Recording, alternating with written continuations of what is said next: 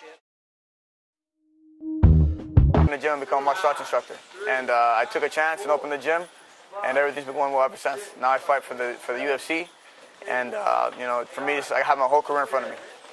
Give us an idea what it's like to train and to actually fight professionally.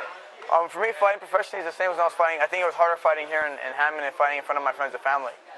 You know, being in a room full of 50 people that you know, everybody in the room, I think it's harder than fighting in front of millions who you don't know. You know, I've never been nervous or the kind of person that gets scared going into a fight, and that's how I always knew I was supposed to be a fighter. I was meant for this. I would say the feeling God put me here to be a fighter because I was never nervous. And you know, fighting in the UFC, it's the best job in the world. The hardest part about that, though, is the training. When I was fighting in the WC and I was a world champion, all my training was done here in the house. And it just, you know, I don't train here for one reason. That's because it's just, I can't focus here.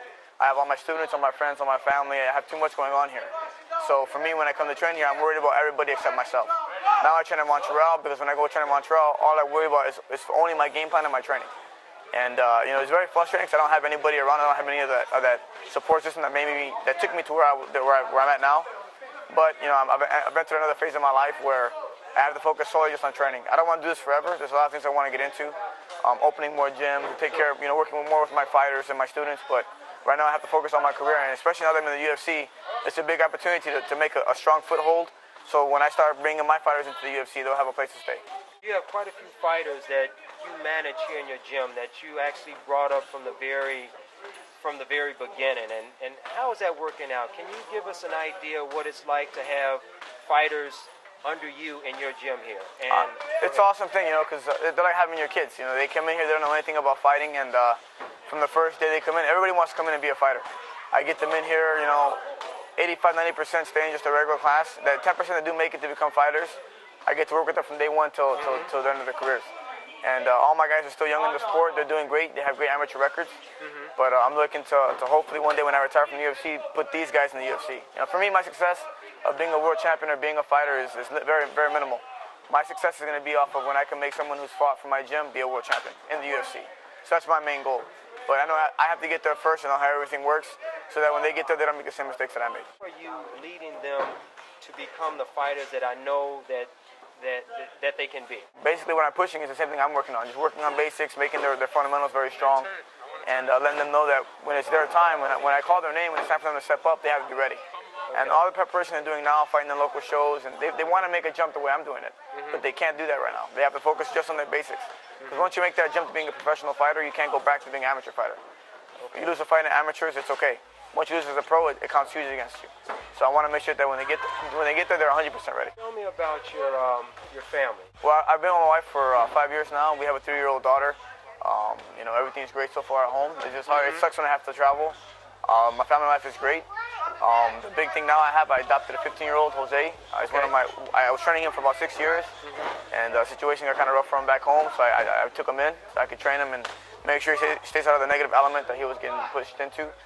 And you know, I'm just really excited. You know, I'm excited to carry on with my career, so when I retire, I can spend more time at home. What is it like being away from home, being away from your daughter, your 3-year-old daughter, and missing your family? It's the hardest thing in the world. You know, I deal with it by training more. The more I train, the more faster time passes, and the faster the fight comes, and the faster I get to see my family. So for me, it just makes me immerse myself in my training more. Who are the sponsors and the organizations that help you do what you do? Go Unlimited, Bud Light, Muscle Farm, Nutribolics. I mean, I have a couple really big name sponsors, but you know, the big thig for me is that my sponsors understand is that they know what I go through, they know what I got to do to be a world champion, and they're supporting that. So for me, you know, I thank all my sponsors for that, and bigger than my sponsors, I want to thank all my students who support me, my family and my friends. They know I'm gone and they know I'm not here, and they do a great job of running the gym while I'm gone. I've been affiliated with the martial arts for at least 17 years. You know, I have my black belt in Okinawan karate, and I had a school for over a year. I know what it's like to run a school, and I know what it's like to train my children and the same sort of thing here.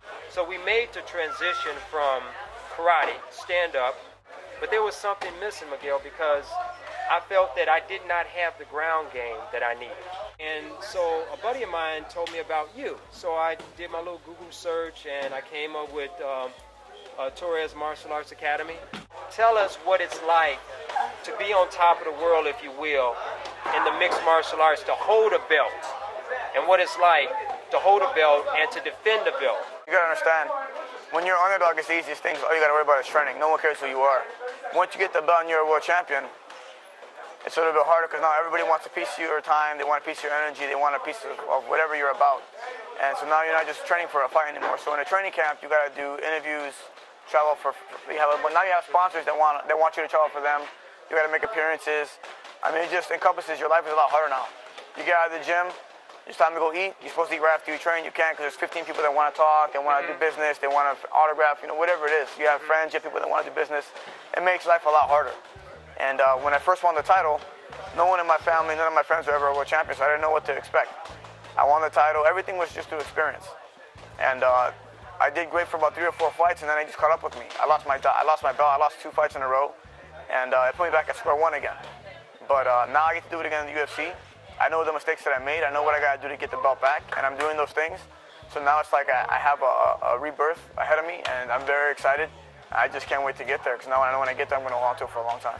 You are known as one of those brawlers. What is it like for them to tell you, okay, Miguel, listen, go out there and do your thing, because you're a brawler, man. You're a brawler. The biggest part of my game that I've changed the most when I was training in Montreal, I would go out there and fight, and the biggest thing of my fight game was to go out there and put on a show for the audience, for the crowd.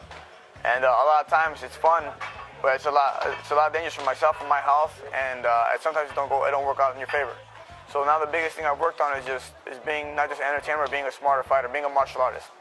And my big thing now is showing the martial arts in my style of fighting.